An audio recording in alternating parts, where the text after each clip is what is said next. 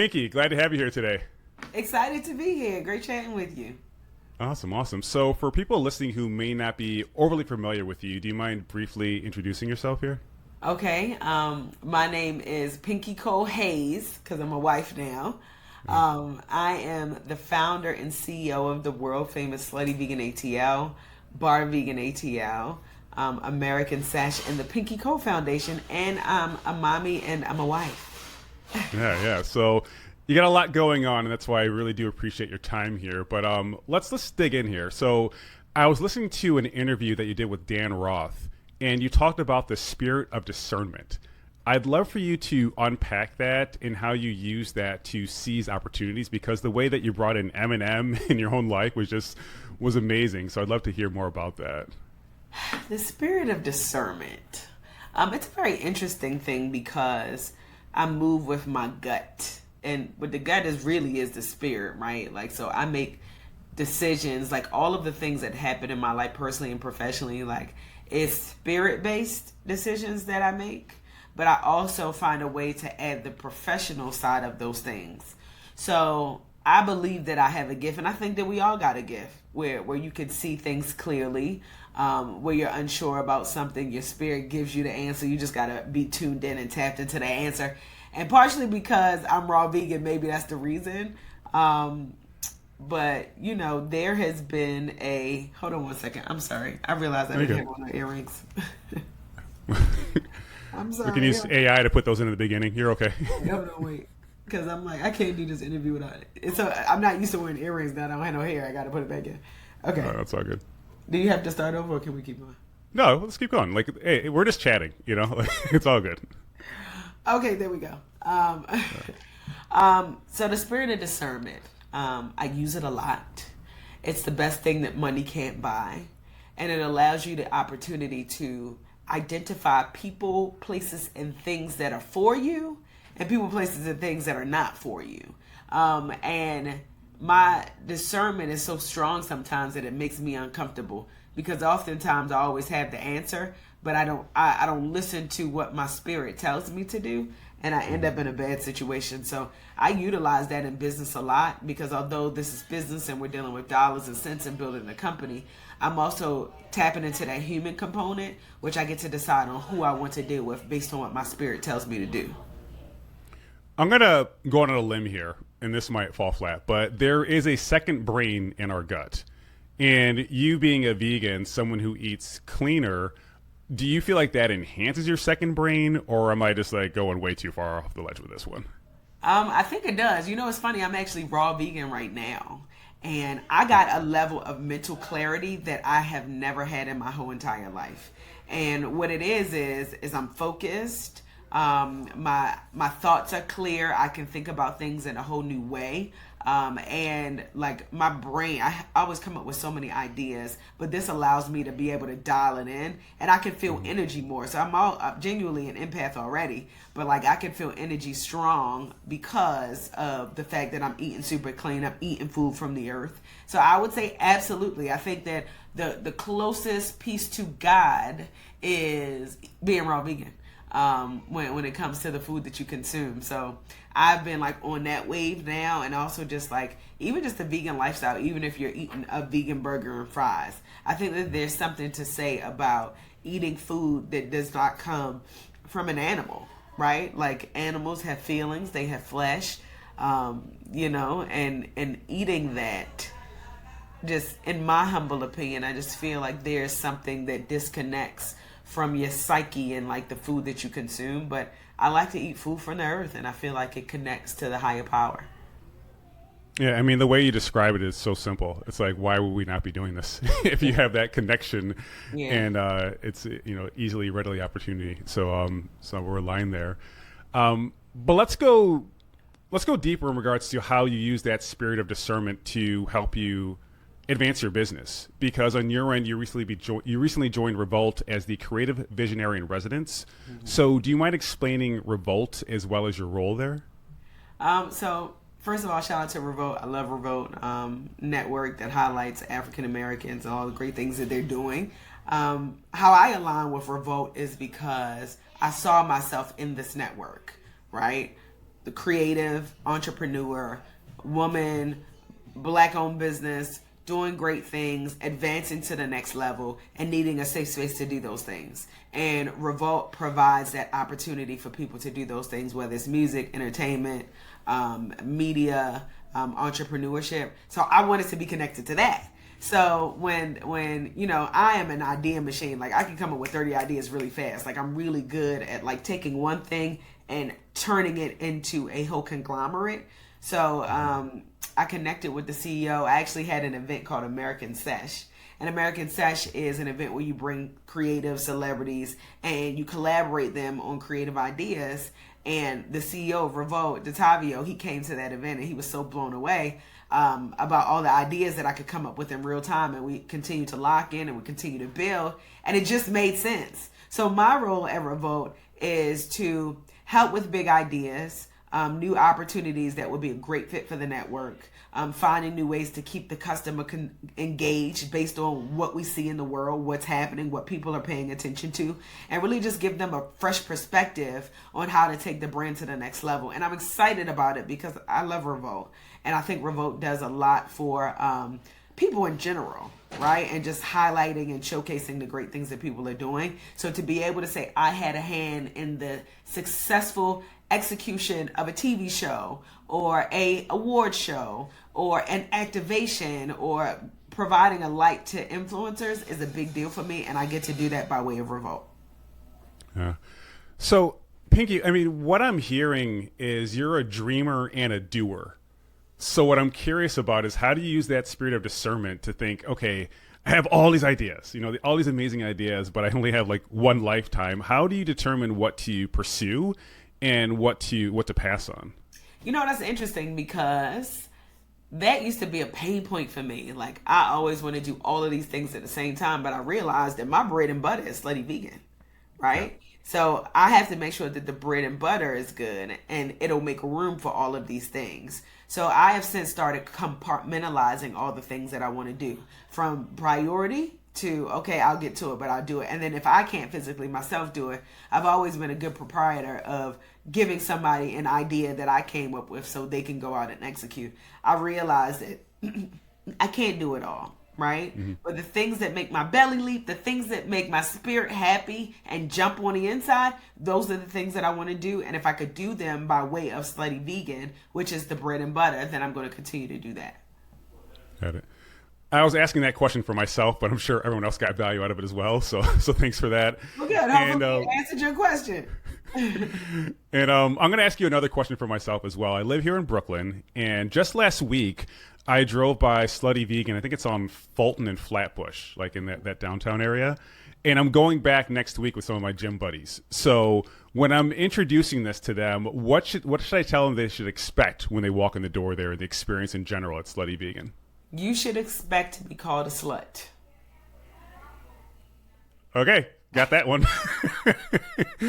I was waiting for another response. You should be. All right, well, I'll say this.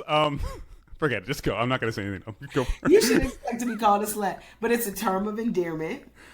You are going to get amazing food, top level hospitality, and you are going to get an experience of a lifetime. Slutty Vegan is not just a regular restaurant. When you walk in the doors, like, we yelling at you, you hear the music booming, we calling you a slut, we telling you get slutified. Like, we're engaging with you in a way that the average restaurant is not doing. So it's something that's unforgettable, and that's really how I built my brand. I created something that was so irresistible that people wanted to be a part of, and they're like, oh crap, I gotta get here. So I'm looking forward to you and your friends coming back and them getting a really good experience. And as I continue to grow and streamline the business, we find ways to make it the most excellent. So I feel good about that. So that's what you should expect. All right, I'm even more excited now. So I appreciate that, and I'll make a video. I'll share it online as well. Yeah. But let's go deeper, because like over your shoulder, I see your book, I Hope You Fail. And that's based on your experience of turning failure into success.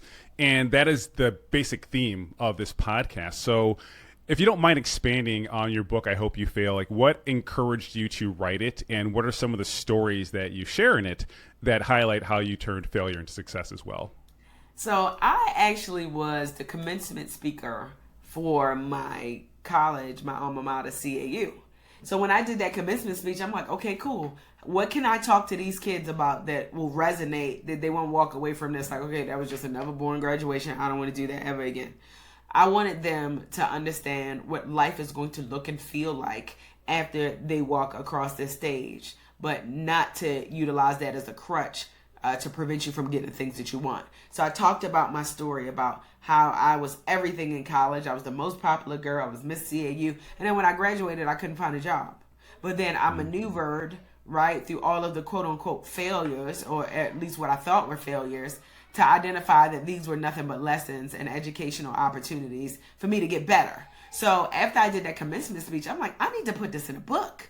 Like, I need to show people that, like, life is going to life, right? Like, things are going to happen. It's not always going to be like skipping in a bed full of dillies. It's not going to be that all day. But what you do with what life serves you is you make lemonade and you re-engineer when bad things happen. And I'm helping people to navigate what to do when those bad things happen and how to rise above the ashes. And I'm excited about that book. It came from a real, very vulnerable place. Even now, right, where I'm at right now in business as I continue to grow my brand, like, it's very delicate. Like, I am a delicate flower because I'm making changes in my business. I'm growing and I'm still realizing, like, what the brand is, right? When you think about vegan restaurants, they're closing every day, and Slutty Vegan's doors are still open. So as I read my book and like take a dose of my own medicine, I'm re-encouraged that, listen, no matter what it looks like, everything is going to work out for your favor. And if it doesn't, it wasn't supposed to. And you'll learn from it either way. And that's literally what this book does. And I know that every single person that has read this book already has been blessed by it. Yeah. I feel like, maybe I'm wrong, but I feel like if I asked anyone who's known you at any stage of your life and they see what you've accomplished, they would just say, yeah, that makes sense. I mean, have you always been this driven, this accomplished, this dedicated? Because it just feels like this is your identity, and it feels like it's been locked in for a long time. This is who I am. I can remember when I was a kid, I would watch Golden Girls with my grandmother. And I used to be a kid, and all of my friends, they would be outside playing all day. And I'm like, I don't want to play. Like, I had such a mature mindset that I, as a kid, said, I'm going to be a star. I'm going to make it. I'm going to be a billionaire. And I'm 5, 6, 7, 8, 9, 10 years old. So for me to speak that language early on tells me a couple of things. It tells me that the power of the tongue is real, right? It also tells me that you can manifest who you want to become. So I knew that I wanted to become a billionaire. Now, I ain't got the billions in the bank, but I got a billionaire mentality, a billionaire spirit, and $1 billion concept, right? I said that I was going to be great and make impact in the world. I'm making impact in the world. I'm connecting communities together and bridging that generational wealth gap. So I say all that to say that, like, I knew and everybody else around me knew, but it took for them to see all of the great things to say, like, wow, she really did what she said she was going to do. So I'm the kid living out loud my wildest dreams. That's amazing. And what I appreciate about you is you've lived it, you've learned it, and that's why you're teaching it. But I know that you have had a few challenges in your life as well. So do you mind, just maybe it's one that you share in the book as well, do you mind sharing any kind of hiccups or speed bumps you've encountered along your way and how you overcame that as well? So the first one is getting sued. All right, let's start there. Listen, somebody told me, I forgot who it was, but he walked up to me and he said, listen, if you ain't getting sued, that means that your company ain't big enough. And if your company is big enough and you're getting sued, that means that you're doing something right. But that means you need to make sure the best practices are in place. So the good thing about what I have going on is that there is beauty in the struggle, right? Between getting sued, between being a public figure now by mistake, and having to show up every single day because my name is all over this. It is difficult, right? It's hard because I care more about my name than money, right? And because I care more about that, like, I go to bat for my name. I go to bat for the money, but I'm really going to go bat for my name because the name is going to make the money. So what I've learned in these challenges, I've learned that it's just business. And not to take it personal. And I've always been an emotional leader, and I still am. But remember what I told you, I compartmentalize because I understand that, like, there are going to be so many more stones that are thrown at me, right? But if I'm prepared for those stones, now I got my armor. Now that I'm ready, I can stick and move. And it's really just a lesson learned, and it's experience that I get when I go through tough times. But you know, it's life and it's business, and true business owners get it. Like, you're going through business, you're gonna have your highs and you're gonna have your lows, and you're gonna fall in love with your business, and you're gonna fall out of your business, fall out of love in your business. But you live to fight another day, and you live to navigate through all of those challenges, and at the end of the day, it will all be worth it. I think based on what you're saying, one key takeaway is you're better off building resilience against setbacks as opposed to scrambling when they occur, because both take energy, right? But like you're saying, like, hey, just compartmentalize. Like, hey, this thing is messed up. I'll deal with it, but I'm not going to let it ruin the rest of my day, because you know, life is long. So and there's a valuable. I used to let it do that. So like, that's evolution in entrepreneurship, because I wasn't always that way. Yeah, I mean, it comes in handy with parenting too, because again, I got 4 kids, and it's like there's wins and losses, but if you let the losses get to you too much, you don't recognize the wins. So I hear you. But when I was visiting your Instagram profile, you did something very unselfish. Instead of promoting yourself and, you know, your book and everything, there was a link to Sisters in Business Foundation. So can you unpack that as well, and even how we can support you with that? So group economics is something near and dear to me. I have always been the person to help somebody out of a tough situation, right? So I did a group economics experiment with Mess in a Bottle. It's a clothing brand owned by Kalila Wright. And in 3 days, we raised her $77,000. Now, I was excited because, you know, it allowed her to be able to pay her bills, do what it is that she needs to do. And I'm like, you know what? I want to do it again. So I identified a company, Sisters in Business, and she has a shop called The Sister Shop. And at The Sister Shop, she basically amplifies at least 100 Black woman-owned founders and sells their products in her store. So when I had a conversation with her, she told me that she was 5 months behind on rent. She had taxes that she needed to pay. And she needed to be able to like really lock in so that she didn't have to close her doors. So what I wanted to do is I wanted to show the power of community coming together to help her out of a bad situation.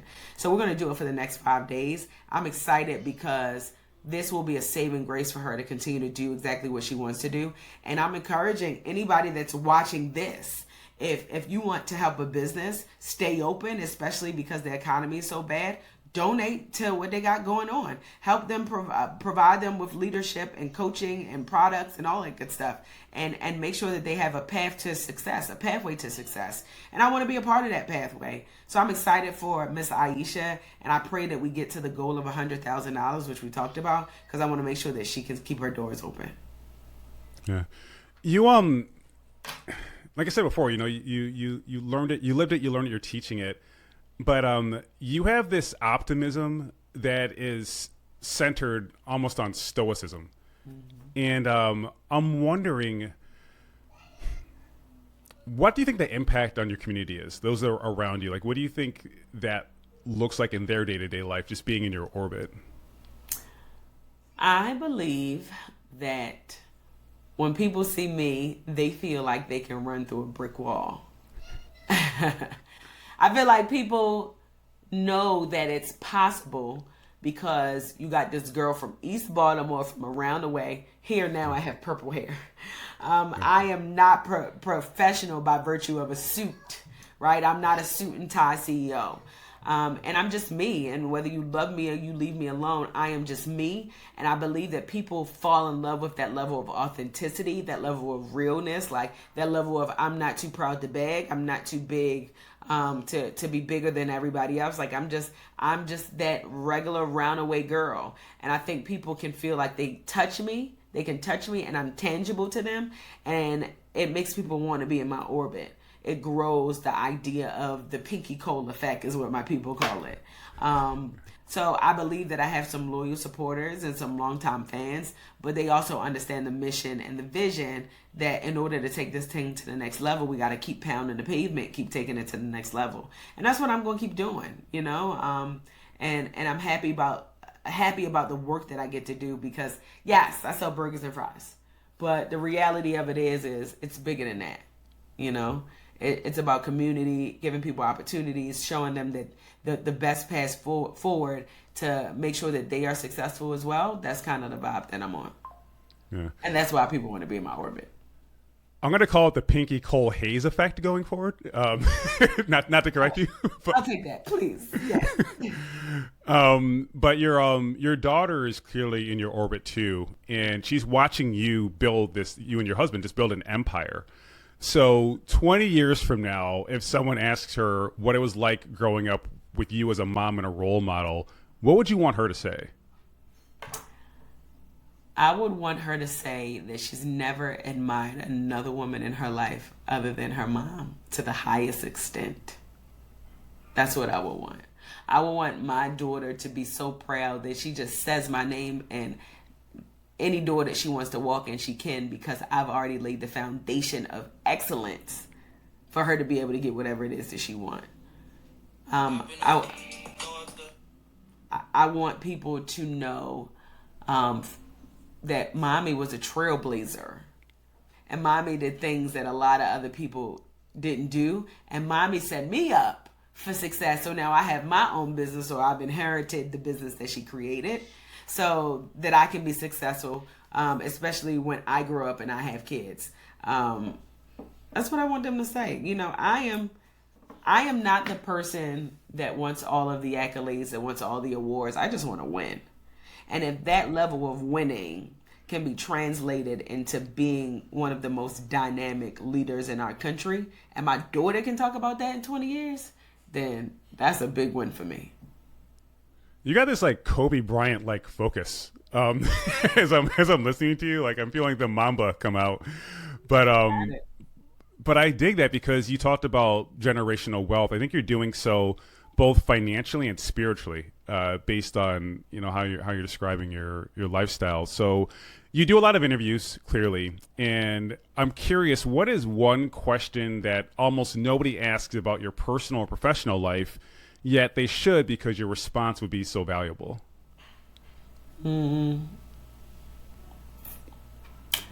What is one question? That's a good question. I would want somebody to ask me, is my cup full or is my cup empty? And how I would respond to that is that my cup is empty because I am so giving to everybody else, but I am working on putting some juice back in that cup. And what that means is creating boundaries and focusing on me and what I like to do, what I care about, what makes me happy. Because I'm a lot of things to everybody, I'm a mother, a CEO, a wife, I'm a sister, I'm a daughter, I'm all of these things, and I take care of a lot of people. But my cup is getting dry. And I need to fill that cup back up. And nobody ever asked me that. That's why I wanted to nobody ever asked me. All they see is the accolades, all of the things, but nobody really dials in and Pinky, so how are you? I wish more people would ask, just in general. I think that more people should ask that question, because you see all of the lights, you see the accolades, but there's some long nights. I gotta be honest. There's some long nights, just me and my pillow, just talking, me, my pillow, and God. And a lot of people don't ask that. They just see the bright, shiny things. And I would want people to ask that more. Yeah. So how are you going to fill your cup then? And I appreciate your authenticity here, but how are you going to fill that cup back up? Boundaries. And I've been working on it. Listen, one thing about me is I'm so transparent about my journey, because I want people to watch my interviews and be like, that's the realest shit somebody ever said. And I'm going through the same thing, but nobody has balls enough to say it, So in creating boundaries, I'm eliminating people, places, and things. People that no longer serve me. Places that I no longer want to be at because my energy, my vibration is just on another hemisphere that I don't even want to be associated with that. And then things that don't bring value to my life. And I've been doing those things and creating those boundaries around those things so that my cup can start to fill back up, because I cannot give to other people if my cup is empty. Yeah. I think that's a really good lesson for all of us because especially our friends, our network, right? Some people, they're good for seasons of your life, but they can't go on to the next phase with you. They just can't. They'll drag you down, unfortunately, if you do. So it's challenging, but it's also necessary. And to your point, the more you keep on ascending, you can uplift others as well. So you got to put up those boundaries. And I'm glad I was able to sneak in past your boundary and have some time with you today. But in parting here, I know a lot of us are going to want to learn even more about you. So what's the best way to do so? So if you want to learn about me and all my craziness, you can go to Pinky Cole on all social media handles. If you want to learn about Slutty Vegan and the brand and all the great things that we're doing, you can go to Slutty Vegan ATL on all handles. And Pinky gives back on social media for my foundation and all those efforts if you want to donate. But I ain't hard to find. All you got to do is type me in and I'll be there. But excited to gain new followers and people who can follow my journey and all the great things that I got going on. Awesome. Well, I'll be down in Atlanta soon, so I'll have to stop by that location as well. But I do want to thank you for your time. I'll let you get back to your daughter and everything. But this has been great for me as well as our listeners, so I appreciate you and thank you. Thank you so much. Yeah. Yeah.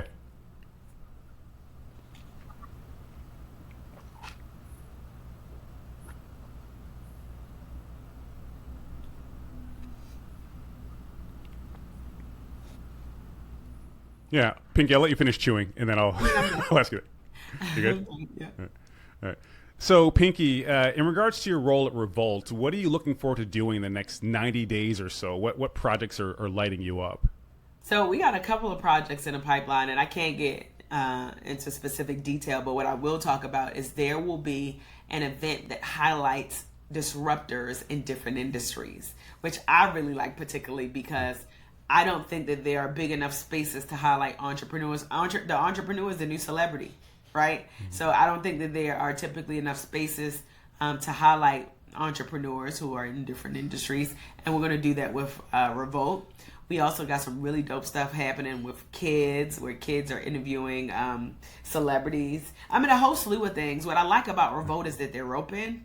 So this is not just some traditional company that you got to go through 10 channels just to get an approval. Like, they are open to big ideas because they understand what I built in my brand. And I'm excited to just partner with them to just come up with all these great things. Awesome. Well, I'm excited too. And I got 4 kids here if you need someone else to interview other celebrities. Okay, so. Listen, you let me know. Awesome.